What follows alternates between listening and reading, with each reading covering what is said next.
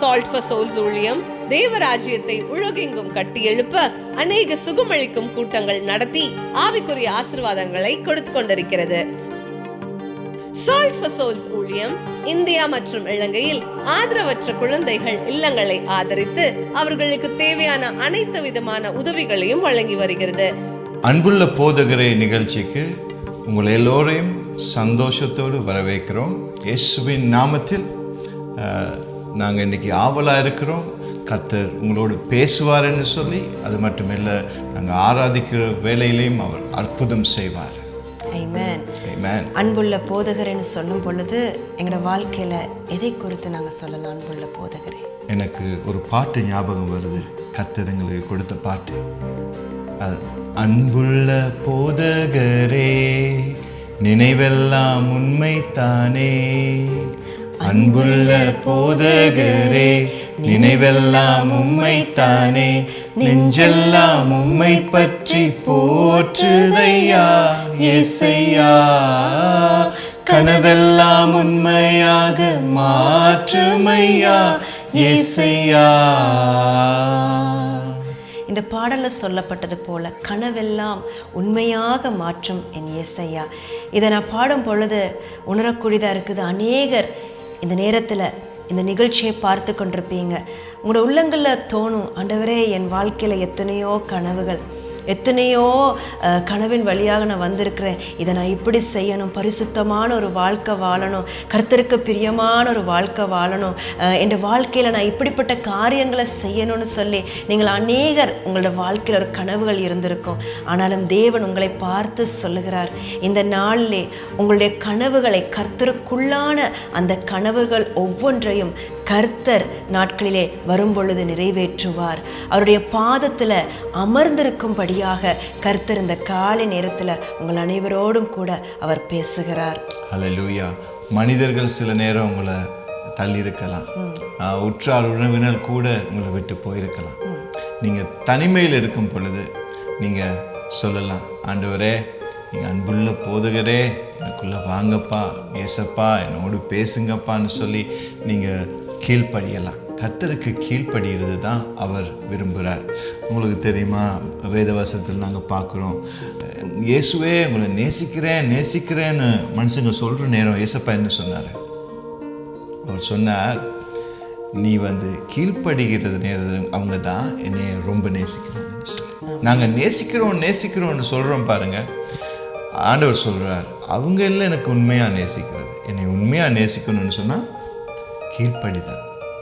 கீழ்ப்படிதல் சொல்லும் பொழுது கர்த்தருடைய பார்வைக்கு செம்மையானது நாங்கள் செய்யும் பொழுது நாங்கள் அவருக்கு கீழ்ப்படுகிறோம். ஏன்னா அவரை பிரியப்படுத்தும் பொழுதுதான் அவருக்கு நாங்கள் கீழ்ப்படுகிறோம். உண்மையா அவரை நேசிக்கணும்னு சொன்னா கீழ்ப்படிந்து, வேத வசனத்துக்கு கீழ்ப்படிந்து அவரை பிரியப்படுத்தணும்னு சொன்ன கீழ்ப்படிதல் தான் எல்லாமே. இன்னைக்கு காலை வேளையில நீங்க யோசிக்கலாம், இந்த வாழ்க்கையில நான் என்னத்தை அர்ப்பணிக்கணும், எப்படி நான் கீழ்ப்படியணும். நாங்கள் சொல்லல அது அன்பானவர்களே, எங்களில் பிழை இல்லைன்னு சொல்லி அநேக பிழை இருக்குது. மனுஷங்களை பார்த்து நாங்கள் ஃபிங்கரை பாயிண்ட் பண்ண முடியாது, எங்களை பார்க்கணும் இல்லையா? எங்களுடைய வாழ்க்கையில் நாங்கள் தேவனுக்கு பிரியம் இல்லாத காரியங்கள் எதை நாங்கள் செய்கிறோம், எப்படிப்பட்ட வாசல்கள் எங்களுக்கு இருக்குது, அப்படி அது எல்லாத்தையும் நாங்கள் பார்த்து நாங்கள் கர்த்தரிடத்திலே மனம் திரும்பும் பொழுது இந்த அன்புள்ள போதகரின் சத்தத்தை எங்களால் கேட்க முடியும். இந்த பாட்டு நாங்கள் பாடினோம். இந்த அன்புள்ள போதகர் என்று எப்படி எங்களுக்கு கிடைச்சதுன்னு சொல்லி நீங்கள் சொல்கிறீங்களா? நாங்கள் ஒரு கடற்கரையில் பீச்சில் நாங்கள் நடந்து போகும் பொழுது நாங்கள் சொன்னோம், ஆண்டவரே நீங்கள் எங்களுக்கு அன்புள்ள போதகரேன்னு பாடலை தந்திருக்கிறீங்க, இந்த அன்புள்ள போதகருக்கு என்ன டைட்டில் கொடுக்கலாம் அப்படின்னு சொல்லி நாங்கள் பேசிக்கொண்டு இருக்கும் பொழுது தேவன் எங்களோடு கூட பேசின காரியம், டைட்டில் அன்புள்ள போதகரே என்று சொல்லி அந்த டைட்டில் நீங்கள் வைக்கணும்னு. அந்த நேரத்தில் ஞாபகம் இருக்குதா, நாங்கள் பீச்சில் உடனே நாங்கள் அதை வரைஞ்சோம், அன்புள்ள போதகரேன்னு சொல்லி. அவரை தவிர அன்புள்ள போதகர் யாருமே இல்லை. அவர் நல்ல போதகர், அவர் எங்களுக்கு எல்லாமே அவர் தான். ஏசப்பா அவர் தான் அந்த அன்புள்ள போதகர். ஸோ இந்த நிகழ்ச்சி நீங்கள் பார்க்கும் பொழுது இயேசுவை தான் பார்ப்பீங்க, எங்களை இல்லை. அவர் தான் உங்களை நேசிக்கிறார், இயேசு உங்களை அழைக்கிறார். ஆமென். நீங்கள் இந்த மாதத்தில் முதலாம் நாளில் கர்த்தரை நீங்கள் கனப்படுத்த வந்திருக்கிறீங்க. அவர் உங்களை ஒருபோதும் கைவிட மாட்டார். அவர் மறந்து போவதற்கு அவர் மனிதனும் அல்ல.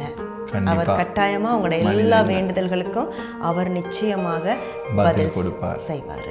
ஆமென். நாங்க ஆராதனைக்கு கடந்து செல்வோம்.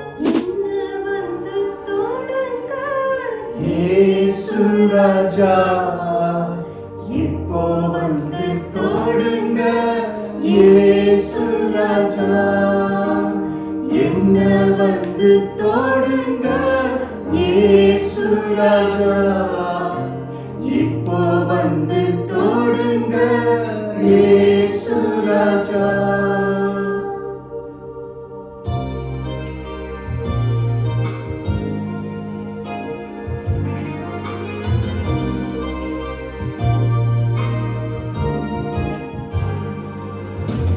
ஆராதனை நாயகனே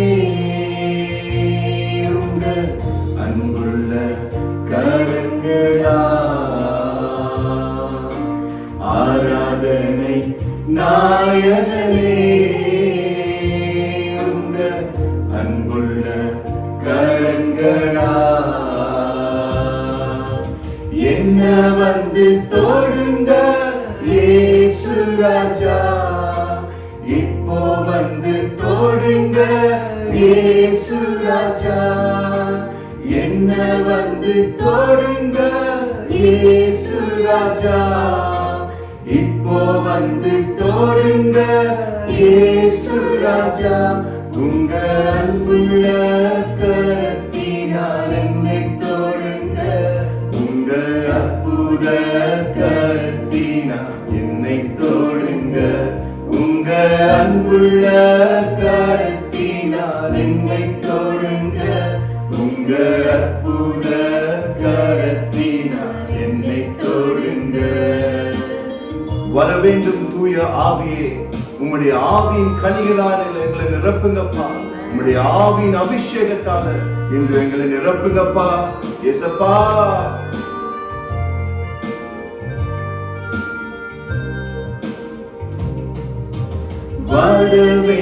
வர வேண்டும் தூய ஆவியே, எங்களுள்ளே வர வேண்டும் தூய ஆவியே, வர வேண்டும் தூய ஆவியே, எங்களுள்ளே வர வேண்டும் தூய ஆவியே, உங்க ஆவியின் கனிகளால் நிரப்பிடுமே, உங்க அக்கினி அபிஷேகம் ஊற்றிடுமே, உங்க ஆவியின் கனிகளால் நிரப்பிடுமே, உங்க அக்கினி அபிஷேகம் ஊற்றிடுமே.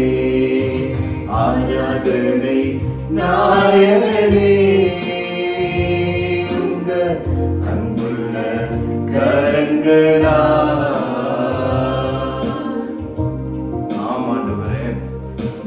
தாகத்தோடு தேடுகிறோம் அப்பா, ஏங்குகிறோம் ஆண்டவரே, உன் பாதத்துல கதறுகிறோம் ராஜா.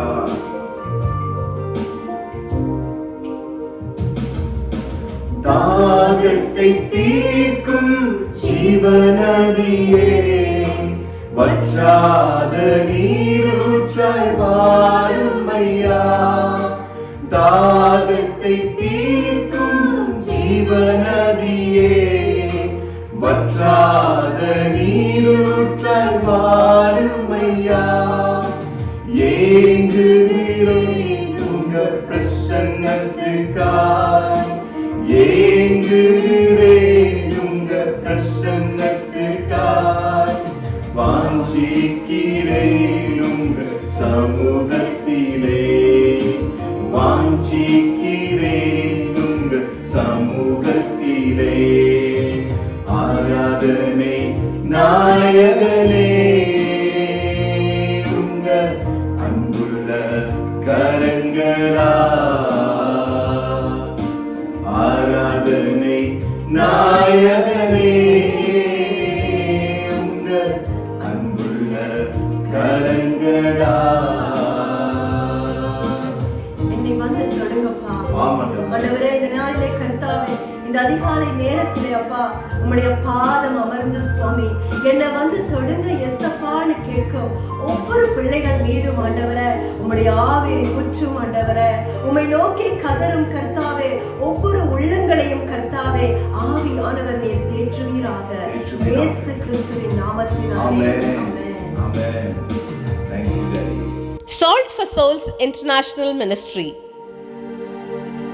Salt for Souls International Ministry pastor Brian மற்றும் ரெபேக்கா சில்வெஸ்டர் அவர்களால் நிறுவப்பட்டது. தேவனின் அன்பையும் இயேசு கிறிஸ்துவின் சுவிசேஷத்தையும் உலகம் முழுவதும் கொண்டு செல்லவே அர்ப்பணிக்கப்பட்டது. இந்த சுவிசேஷ மற்றும் தீர்க்க தரிசன ஊழியம் உலகில் அநேக இடங்களில் சுகமளிக்கும் கூட்டங்களை நடத்துவதன் மூலம் நலிந்தவர்களின் வாழ்க்கையை மாற்றி கிறிஸ்து இயேசுவின் உறவை பலப்படுத்தி வருகிறது. பாஸ்டர் பிரையன் சில்வெஸ்டர் இயேசுவை அறியாத நாட்களில் அவரை பிசாசு தன்வசப்படுத்தி போதைப் பொருள், மதுபானம், தற்கொலை எண்ணங்கள் போன்ற தவறான பாதையில் பாஸ்டர் பிரையன் சில்வெஸ்டரை கொண்டு சென்றது. பின்னாட்களில் அவர் ஆண்டவரை தெரிந்து கொண்ட பிறகு தேவனின் பிள்ளையாக மாறி இன்று இயேசுவின் அன்புள்ள ஊழியக்காரனாக இயேசுவின் ஊழியத்தை மிகுந்த வாஞ்சையோடு செய்து வருகிறார்.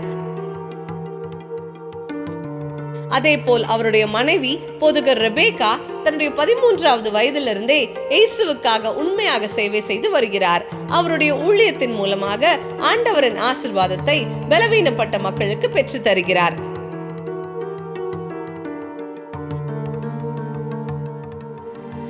உன் தேவனாகிய கர்த்தர் உனக்கு சொன்னபடி உன்னை ஆசீர்வதிப்பார். ஆம், இப்பொழுதும் சகோதரி ரெபேக்கா சில்வெஸ்டர் அவர்கள் ஆண்டவரின் ஆசீர்வாதத்தை தம்முடைய இறை செய்தியின் வாயிலாக கொண்டு வருகிறார். பார்த்து இறை ஆசீர் பெற்றுக்கொள்ளுங்கள். இயேசுவின் நாமத்தினாலே நாங்கள் மறுபடியும் உங்களை வாழ்த்துகிறோம். இந்த நேரத்திலே தேவவசனத்துக்குள்ளாக நாங்கள் கடந்து போகிறோம். பிப்ரவரி மாதம் 1ஆம் திகதி நாங்கள் முதலாவதாக தேவனை தேடுகிறோம். தேவனுடைய வார்த்தைக்கு ஆர்வமாய் காத்திருக்கிறோம்.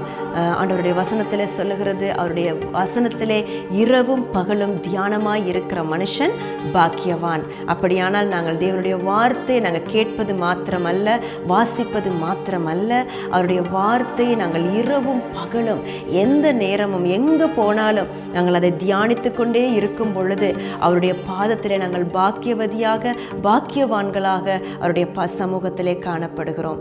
இந்த நாளில் நாங்கள் என்னத்தை குறித்து பார்க்க போகிறோம்? சாலமோன் ராஜாவை குறித்து கர்த்தர் எங்களோடு கூட பேச போகிறார். நீங்கள் நினைக்கலாம், சாலமோன் ராஜா என்று சொல்லும் பொழுது இங்கே எல்லாருக்கும் தெரியும், அவர் ஞானத்தில் சிறந்தவராய் காணப்பட்டார். தேவ வசனத்திலே சாலமோன் ராஜாவை குறித்து பார்த்தாலே ஞானத்தை குறித்து தான் நாங்கள் ரொம்ப தூரம் நாங்கள் பார்க்கிறோம். அப்படியானால் இந்த ஞானத்தை குறித்து பார்ப்பதிலும் அவருடைய வாழ்க்கை குறித்து பார்ப்பதிலும் என்னத்தை தேவன் எங்களோடு கூட பேச இந்த நாளிலே விரும்புகிறார். 1 ராஜாக்கள் 3ஆம் அதிகாரம் 9வது வசனத்தில் இருந்து நீங்க பார்த்தீங்கன்னு சொன்னா, அவர் வந்து ஜெபிக்கும் பொழுது, அந்த ஞானத்தை கேட்கும் பொழுது அவர் எப்படிப்பட்ட ஒரு வேண்டுதலை ஏறெடுத்தார்.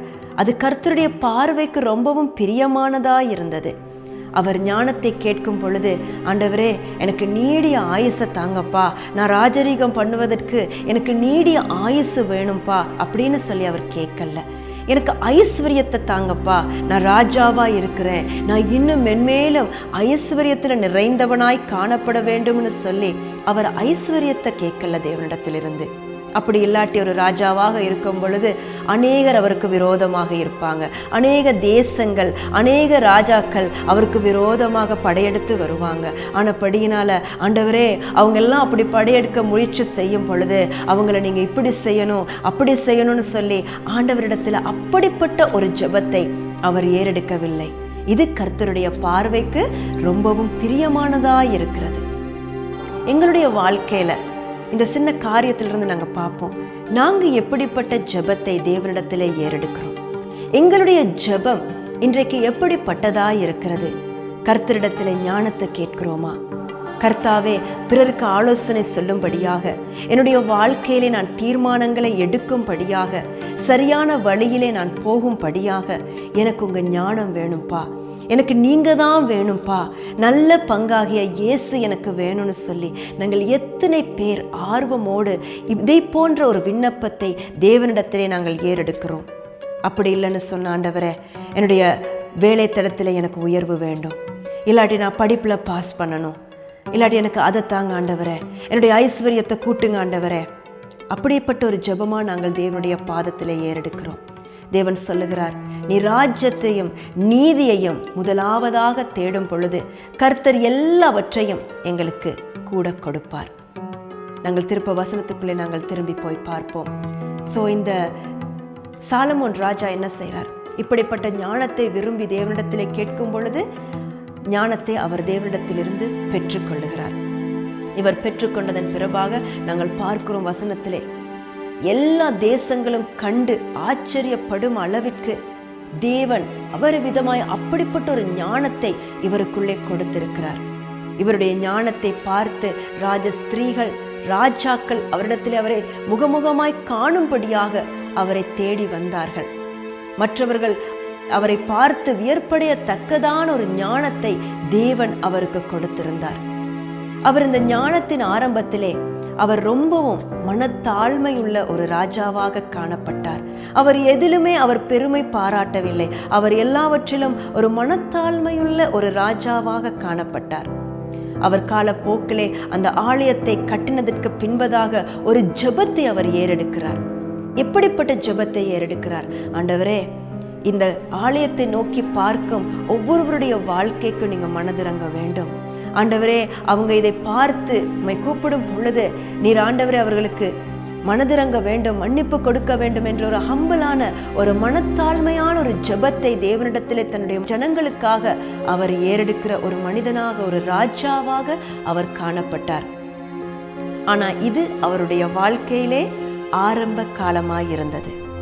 அதன் பிறகாக நாங்கள் பார்ப்போமானால் அவருடைய வாழ்க்கையிலே என்ன நடக்கிறது? அவர் காலப்போக்கிலே அவர் பாடல்களை எழுதுகிறார். அவர் மற்றவர்களுக்கு ஆலோசனை சொல்லுகிற ஒரு மனிதனாக மாறுகிறார். பிறர் அவரை வந்து கனப்படுத்தப்படுகிற ஒரு மனிதனாக இருக்கிறார். அவரிடத்தில் இருந்த ஐஸ்வர்யம் யார்கிட்டையுமே அப்படி இருந்திருக்காது.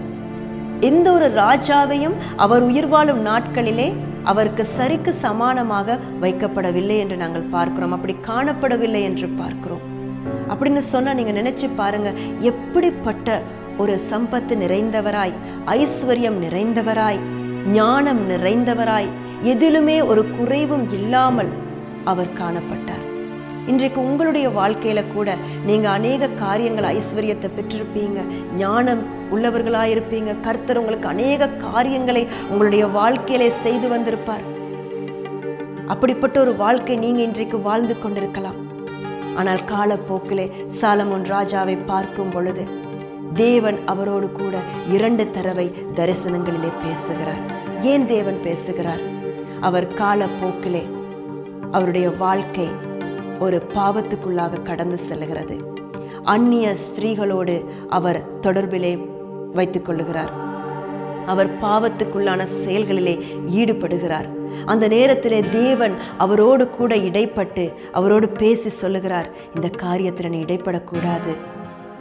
அவர் தேவனுடைய பாதத்திலே பார்க்கும் பொழுது தாவீதை போல அவர் உத்தமமாய் அவர் இருக்கவில்லை. தேவனுடைய பார்வைக்கு செம்மையானதை அவர் செய்யவில்லை. அந்த இடத்திலே தேவன் அவரோடு கூட 2 தடவைகள் பேசியும் கூட அவர் மனம் திரும்பவில்லை.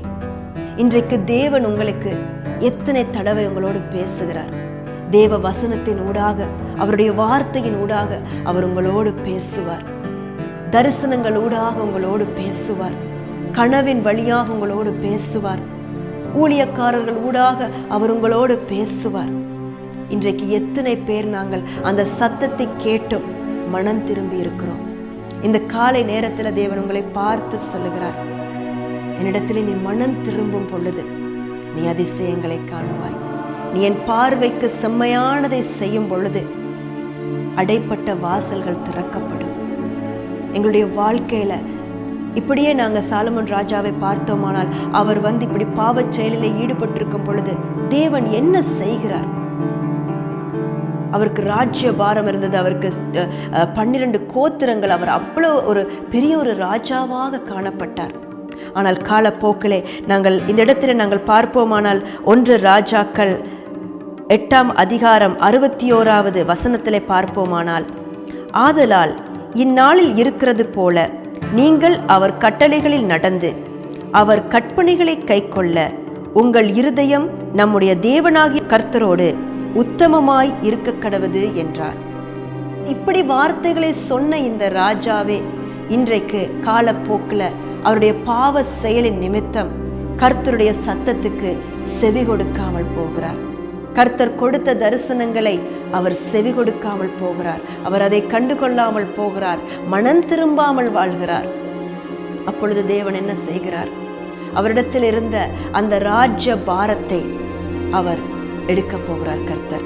ஆனாலும் நாங்கள் வசனத்திலே பார்க்கும் பொழுது தாவீதின் நிமித்தம் அவர் மனதிறங்கி அந்த இடத்திலே அவர் அந்த ராஜ்யபாரம் முழுவதையும் சாலமோன் ராஜாவினிடத்திலே அவர் உயிர் வாழும் நாட்களிலே அதை எடுக்கவில்லை. அதை எடுக்காமல் அவருக்கு பிறகு அவருடைய பிள்ளைகளின் வாழ்க்கையிலே அந்த ராஜ்யபாரம் இராதபடிக்கு அவர் அந்த ராஜ்யபாரத்தை முழுவதுமாய் எடுக்காமல் அந்த இடத்திலும் பாருங்க, தேவன் எவ்வளவு கிருபை நிறைந்தவர், தேவன் எவ்வளவு அன்பு உள்ளவர். எங்களுடைய வாழ்க்கையில நாங்க அவரை விட்டு தூர போனாலும் அவர் எவ்வளவு எங்க மேல கிருபை உள்ளவராக இருக்கிறார். அந்த ராஜ்யபாரம் முழுவதையும் அவர் எடுக்காமல் ஒரு கோத்திரத்தை மாத்திரம் அவர்களுக்கு அவர் ஒப்பு கொடுக்கிறார். ஆனாலும் நீங்க பார்த்தீங்கன்னு சொன்னா, ஒரு தகப்பன் என்ற முறையிலே சாலமோன் ராஜா உயிர் வாழும் நாட்கள் எல்லாம் அவருக்கு எப்படி இருந்திருக்கும்? அவருடைய கீழ்ப்படியாமையின் நிமித்தம் அவர் அந்த ராஜ்ய பாரத்தை அவர் இழந்து போகாமல் அவருடைய பிள்ளைகள், அவருக்கு பிறகாக வருகிற அவருடைய பிள்ளைகள் அந்த ராஜ்ய பாரத்தை கொண்டு போக முடியாமல் அவர்கள் காணப்படுகிறதை குறித்து எவ்வளவு அவர் ஒரு கடினமான பாதைக்குள்ளாக ஒரு ராஜாவாக அவர் சென்றிருக்க முடியும்?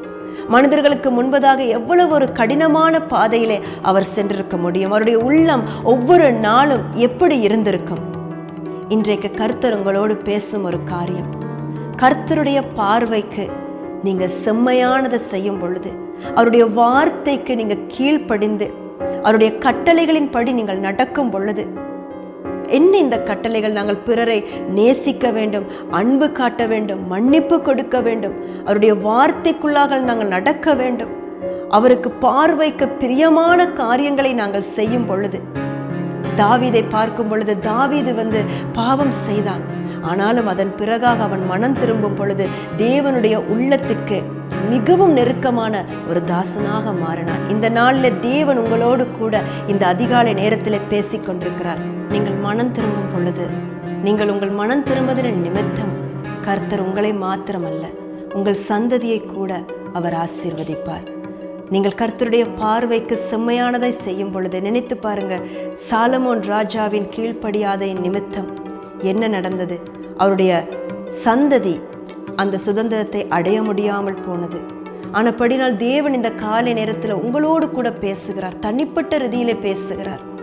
நீ என்னிடத்திலே மனம் திரும்புவாயா இருந்தால், உன்னுடைய பாவத்தின் கதவுகளை இந்த அதிகாலை நேரத்திலே நீ மூடுவாயா இருந்தால், எங்களுடைய வாழ்க்கையில எங்களுக்கு விட முடியாத பாவங்கள், எங்களால் மற்றவர்களுக்கு சொல்ல முடியாத பாவங்கள் இருக்கலாம். ஆனாலும் தேவ சமூகத்திலே எல்லாமே அவருடைய பார்வைக்கு முன்பதாக இருக்கிறது. ஆனப்படி இந்த காலை நேரத்தில் சொல்லுங்கப்பா, நான் உங்கள் பார்வைக்கு முன்பதாக செம்மையான காரியங்களை செய்யாமல் உம்மை விட்டு தூர போய், ஆண்டவரை இப்படிப்பட்ட காரியங்களிலே நான் செய்து கொண்டிருக்கிறேன், யாருக்குமே இதை பற்றி தெரியாது, ஆனால் இன்றைய தினத்தில் நீர் என்னோடு பேசுகிறேன், நான் மனம் திரும்ப விரும்புகிறேன் என்று நீங்கள் தேவனிடத்திலே உங்களை அர்ப்பணித்து மனம் திரும்புவீர்களா இருந்தால், உங்கள் நிமித்தம், உங்கள் கீழ்ப்படிதலின் நிமித்தம் கர்த்தர் உங்களை மாத்திரமல்ல உங்கள் சந்ததியையும் கூட அவர் கனப்படுத்துவார். அவர் உங்கள் சந்ததியை ஆசீர்வதித்து உயர அவர் அமரச் செய்வார். இந்த நாளிலே நாங்கள் கர்த்தருடைய பாதத்திலே சொல்லுவோம், ஆண்டவரே இந்த மன மேட்டிமை எனக்கு வேண்டாம். ஆண்டவரே, நான் தேவனுடைய சத்தத்தை கேட்காத படிக்க எவ்வளவோ காலம் நான் வாழ்ந்து வந்திருக்கிறேன். ஆண்டவரே, உம் வசனத்தை தியானிக்காமல் வாழ்ந்து வந்திருக்கிறேன். ஆண்டவரே, நான் கிறிஸ்தவன் என்று சொல்லியும் ஒரு கிறிஸ்தவ வாழ்க்கை வாழாமல் மனம் திரும்பாத ஒரு வாழ்க்கை வாழ்ந்து வந்திருக்கிறேன். ஆண்டவரே, என் மேல மனதிறங்குங்க இயேசப்பா, என் மேல கிருபையா இறங்குங்க. இந்த நாளில் இந்த வசனம் உங்களிடத்துல வருவதற்கு காரணம், அவர் உங்கள் மேல் கிருபையாய் இருக்கிறார், அவர் உங்கள் மேல் தயவுள்ளவராய் இருக்கிறார், அவர் உங்கள் மேல் அன்பானவராய் இருக்கிறார். ஆனபடினாலதான் இந்த வசனத்தை நீங்கள் இந்த நாளில் கேட்டுக்கொண்டிருக்கிறீங்க. இது மனம் திரும்புதலுக்கு இந்த காலை நேரம் ஒரு தருணமாய் இருக்கிறது. நீங்கள் உங்களை இருக்கும் இடத்திலேயே நாங்கள் இந்த நேரத்திலே தேவனுடைய பாதத்திலே நாங்கள் ஜெபிக்க போகிறோம். என்னோடு கூட நீங்கள் இடைப்படுவீர்களானால் தேவன் உங்களோடு கூட இந்த நேரத்திலே அவர் பெரிய காரியங்களை செய்ய போகிறார். அப்பா ஏசப்பா, இந்த நேரத்தில் ஆண்டவரை இந்த நிகழ்ச்சியை பார்த்து கொண்டிருக்கும் ஒவ்வொரு பிள்ளைகளுடைய வாழ்க்கையிலும் நீர் அதிசயம் செய்வீராக. ஆண்டவரே, உம்முடைய பாதத்திலே மனம் திரும்பி நான் கர்த்தருடைய பார்வைக்கு செம்மையானதை செய்ய வேண்டுமே, நான் கர்த்தருக்கு பிரியமான ஒரு மகளாக, கர்த்தருக்கு பிரியமான ஒரு மகனாக நான் வாழ வேண்டுமே என்று தகப்பனே அவர்களை அர்ப்பணிக்கும் ஒவ்வொரு பிள்ளைகளுடைய வாழ்க்கையிலும் இயேசுவே உம்முடைய தொடுதல் இந்த நேரத்திலே பிள்ளைகளை தொடும்படியாக உம்மிடத்தில் நாங்கள் விண்ணப்பம் பண்ணுகிறோம். அப்பா ஏசப்பா, நீங்கள் மனதிறங்கி ஒவ்வொரு பிள்ளைகளையும் தொட்டு அவர்களுடைய வாழ்க்கையில் அந்த பாவ பழக்கங்கள் விட முடியாது என்று சொல்லும் அந்த பாவத்தில் இருந்து ஆண்டவரை இந்த நாளில் இருந்து ஒரு விடுதலையை காண செய்யும் ஆண்டவரை. அப்பா, பரிசுத்த ஆவியானவரின் உதவியோடு கூட சுவாமி அவர்களுடைய வாழ்க்கையிலே ஒரு மாறுதல் வர நீர் கர்த்தாவை கிருபை செய்யும்படி செபிக்கிறேன் ஆண்டவரே. ஒரு மனம் திரும்புதலை கொடுக்கும்படி செபிக்கிறேன் ஆண்டவரே. இயேசுவின் நாமத்தினாலே ஆண்டவரே, இந்த நிகழ்ச்சியை பார்த்து கொண்டிருந்து உம்முடைய வசனத்தை ஏற்றுக்கொள்ளும் ஒவ்வொரு பிள்ளைகளுடைய வாழ்க்கையிலும் வாசல்களை, ஆசீர்வாத கதவுகளை திறந்து தேவன் தாமே அவர்களை ஆசீர்வதிப்பீராக என்று இயேசுவின் நாமத்தினாலே இந்த நேரத்தில் நாங்கள் உம்முடைய பாதத்திலே கேட்கிறோம் ஆண்டவரே, நல்ல பிதாவே, ஆமென். இந்த நிகழ்ச்சி உங்களுக்கு மிகுந்த ஆசீர்வாதத்தை கொண்டு வந்திருக்கும் என்று நாங்கள் விசுவாசிக்கிறோம். மேலும் உங்கள் ஜெப தேவைகளுக்காக எங்களை info@salt4souls.com.au என்ற மின்னஞ்சல் மூலமாகவும் www.salt4souls.com.au என்ற இணையதளத்தின் மூலமாகவும் எங்களை தொடர்பு கொள்ளுங்கள். நாங்கள் உங்களுக்காக மிகுந்த பாரத்தோடு இடைவிடாமல் ஜெபிக்கவும் உங்கள் நம்பிக்கைக்கு துணையாக நிற்கவும் விரும்புகிறோம். நீங்கள் பூமியின் உப்பாக இருக்கிறீர்கள். மத்தேயு 5:13. இயேசுவின் நாமத்தில் தேவன் உங்களை ஆசீர்வதிப்பாராக.